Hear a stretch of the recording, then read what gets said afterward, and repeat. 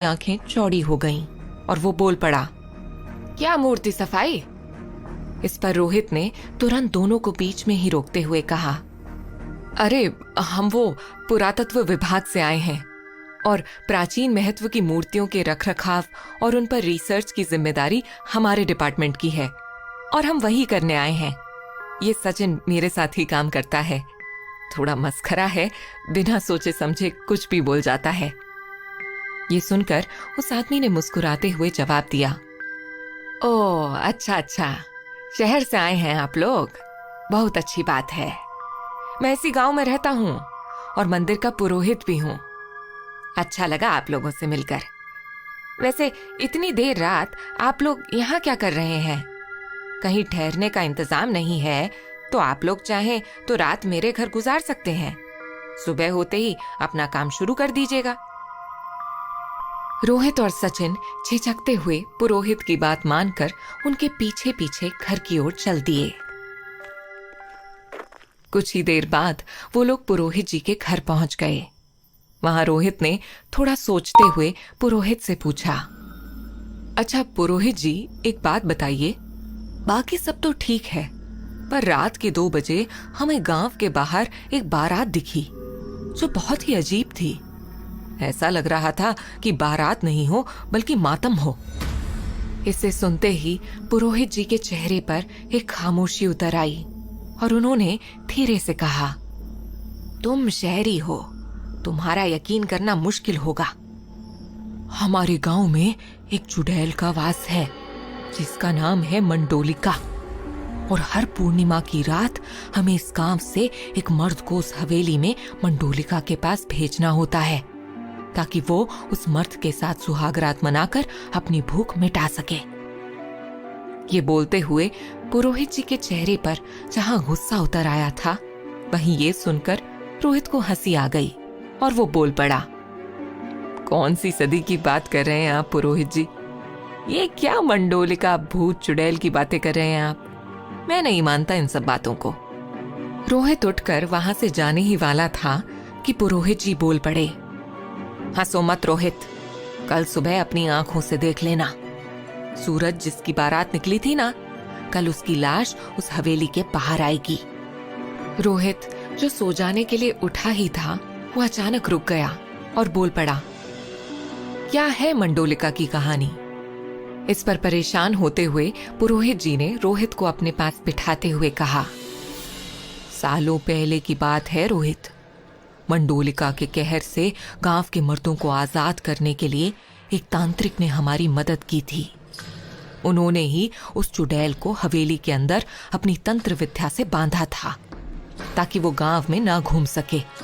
लेकिन क्या पुरोहित जी? रोहित ने उत्सुकता से पूछा। इस पर उन्होंने एक लंबी सांस लेते हुए कहा, वो सदा के लिए उसे नहीं बांध पाए। वो हर पूर्णिमा की रात के तीसरे पहर में बाहर आकर एक साथ कई मर्दों का शिकार कर सकती है, और हमने इसे रोकने के लिए आपस में ही तय कर लिया कि हम हर महीने पूर्णिमा की रात के दूसरे पहर के खत्म होने से पहले और तीसरे पहर के शुरू होने से पहले गांव से या कहीं से भी एक मर्द भेजकर मंडोलिका की भूख को शांत कर देंगे, जिससे उसे हवेली में ही रोक कर रखा जा सके ताकि अगली पूर्णिमा तक शांति बनी रहे। ये सुनते ही रोहित चुप हो गया और बिना कोई सवाल पूछे वहां से चला गया। कुछ ही घंटे बचे थे सुबह होने में और रोहित नींद की आगोश में था, पर वो आज भी नींद में बार बार चौंक रहा था। नींद में कभी उसका गला तो कभी उसके होठ सूख रहे थे। उसकी आंख जरूर सोई थी, पर दिमाग में एक साथ वही सपने चल रहे थे जो वो कई सालों से देखता आ रहा था। सपने में उसे किसी गांव का मंदिर, हवेली, तालाब और न जाने क्या क्या लगातार दिखाई देते थे। उसे बार बार ऐसा महसूस होता है मानो वो सदियों से इनसे जुड़ा हुआ हो और ये सारी जगहें उसे पुकार रही हों। कि अचानक रोहित की आंख झटके से खुल गई। वो पसीने से तरबतर था। रोहित बेचैन होता हुआ मन ही मन बोल पड़ा, आखिर कहना क्या चाहते हैं ये सपने मुझसे? क्यों इतने सालों से हर रात मुझे यही सपने आते हैं, बार बार वही जगहें। थक गया हूं मैं इन सब से। खुद से बोलकर रोहित की नजर उगते सूरज पर पड़ी तो वह उठ बैठा। तभी रोहित को गांव वालों की जोर जोर से चिल्लाने की आवाज सुनाई दी।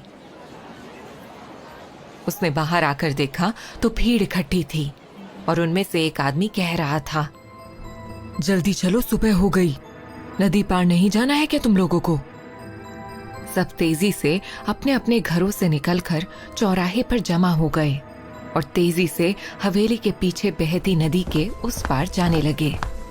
सब नदी किनारे पहुंचे ही थे कि सामने का नजारा देखकर सबकी आंखें फटी की फटी रह गईं, क्योंकि वहां कोई था ही नहीं। उन्होंने इधर उधर नजर घुमाई तो देखा कि पेड़ के नीचे कोई बैठा हुआ है। अरे ये तो जिंदा है। ये क्या दिख रहे हैं हम? ये जिंदा कैसे हो सकता है? पेड़ के नीचे और कोई नहीं बल्कि सूरज था, जिसे देखते ही कुछ लोग डरे पर अगले ही पल हिम्मत करके आगे बढ़े। तभी गांव के एक आदमी ने तेजी से सूरज की ओर बढ़ते हुए कहा, ये तो चमत्कार हो गया भाई लोग, हमारा सूरज जिंदा है। ये मंडोलिका के कहर से जिंदा बच गया। कुछ ही देर में गांव में ये बात आग की तरह फैल गई थी कि सूरज जिंदा है। मंडोलिका के साथ पूरी रात गुजार कर भी वो जिंदा है। और ये बातें सुनकर रोहित और सचिन भी तेजी से नदी के पास इसे देखने पहुंच जाते हैं, जहां गांव के लोग जमा हुए थे। सब सूरज को घेर कर बातें कर रहे थे कि तभी उनमें से एक आदमी बोल पड़ा, काका, सूरज की सांसें तो चल रही हैं, पर आप लोगों ने देखा, ये कुछ बोल नहीं रहा। तभी एक और आदमी बोल पड़ा, अरे इसके जिंदा होने की खुशी में हम भूल ही गए कि इससे पूछें कि आखिर हुआ क्या। और ये सुनते ही एक और आदमी तेजी से झुका और सूरज को हिलाने लगा। अरे सूरज, बताओ भी, ये सब हुआ कैसे? क्या हुआ तुम्हारे साथ पिछली रात? पर वहां मौजूद सब लोगों ने महसूस किया कि सूरज के ठंडे शरीर में कोई हलचल नहीं थी और ना ही उसके चेहरे पर कोई भाव था। उसकी सांसें तो चल रही थीं, पर उसका शरीर एक जिंदा लाश बन चुका था। सब लोग ये मंजर निहार रहे थे कि तभी किसी ने बोला, इसे वैद्य के पास ले जाते हैं, इसका इलाज कराना होगा। सचिन और रोहित भी वहीं खड़े सब देख रहे थे कि तभी अचानक सचिन का फोन बजता है और वो रोहित की ओर इशारा करता है। जरूरी फोन है, मैं बात करते करते ठिकाने पर पहुंचता हूं, तू भी जल्दी पहुंच, फालतू के ड्रामे में मत फंस। धीरे धीरे वहां भीड़ कम होती गई और आखिर में रोहित भी वहां से निकलने लगा कि पलटते ही उसकी नजर हवेली पर पड़ी। वह हवेली देखकर चौंक गया और बोल पड़ा, ये तो वही हवेली है जो हर बार मेरे सपने में आती है। अंदर घुसने पर वह इधर उधर देखता है और उसका सर चकराने लगता है। अपने आप को संभालते हुए जैसे ही बाहर निकलता है, कुछ कदम पर उसे मंदिर दिखता है, जिसे देख के वह समझ नहीं पाता कि उसका क्या रिश्ता है इस गांव से। सोचता हुआ रोहित पुरोहित के घर आता है तो सचिन उसे बताता है कि उसे एक जरूरी काम से अभी जाना होगा और काम खत्म होते ही वो वापस आ जाएगा। इन सब चीजों में शाम भी हो गई और अंधेरा होते ही रोहित अपने काम के लिए पुरोहित के घर से निकल गया। उसे मंदिर के आसपास के इलाके को देखना था ताकि वो अपना काम आसानी से कर सके। वो थोड़ी दूर ही चला था कि उसने देखा सड़क पर राख बिखरी हुई है। राख को देखकर रोहित को कुछ अजीब सा महसूस हुआ और वो उस बिखरी हुई राख को फॉलो करता हुआ आगे बढ़ता गया। तभी उसे किसी की आवाज आई। रोहित ने पीछे पलटकर देखा, सामने एक सांवली सलोनी सुंदर सी लड़की खड़ी थी। वो लड़की बोली, क्या हुआ रोहित, कहाँ जा रहे हो? ये सुनकर रोहित एकदम ठहर गया। रोहित ने आश्चर्यचकित होते हुए पूछा, तुमने अभी मुझे मेरे नाम से पुकारा, कैसे जानती हो तुम मुझे और तुम कौन हो? लड़की मुस्कुराते हुए जवाब देती है, मेरा नाम नित्या है, इसी गांव की हूं मैं। और रही बात तुम्हारी, तो इस गांव में हर कोई एक दूसरे को जानता है। कौन आता है, कौन जाता है, सबको सब पता होता है।